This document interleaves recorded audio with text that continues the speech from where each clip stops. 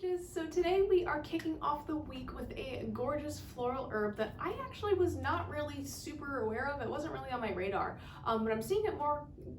I'm seeing it used more commonly in witchcraft, and it's super cool. I'm really excited to grow it this year. This herb is hyssop. Hyssop is pretty easy to find. It's commonly used in protection magic, but it is related to plants like rosemary and lavender. It also attracts bees, so if you are growing a garden that is kind of geared towards attracting bees, hyssop is really, really beautiful. It's kind of like this purple flower. And it's beautiful, and it's great for bees. Like, bees really like this flower, so definitely recommend planting some of that in your garden if you get a chance. The folk names are hyssop, herb, isopo, isopo, or Hyssop, which are spelled in a variety of ways.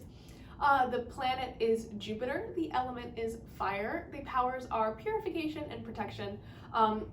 It's most widely used magically as a purification herb in cleansing bath sachets, as well as not smoking blends, but smoke cleansing blends, I should say.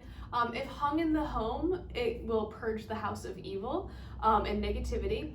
It also, I have found, is used a lot in like angel magic. There are some kind of Christian leanings with this herb. I see a lot of Christian witches using it, so if that applies to you, let me know.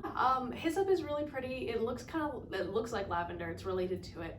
And I will be growing this in my garden this year, hopefully to attract some bees. Yeah, I'm really excited to grow hyssop this year. Again, I've just recently discovered it. I've seen it and I always am like, oh, that's pretty, but then go for the lavender, which is way harder to grow. Anyways, I hope you guys have learned a little bit about this amazing herb, and I'll see you guys tomorrow. Bye.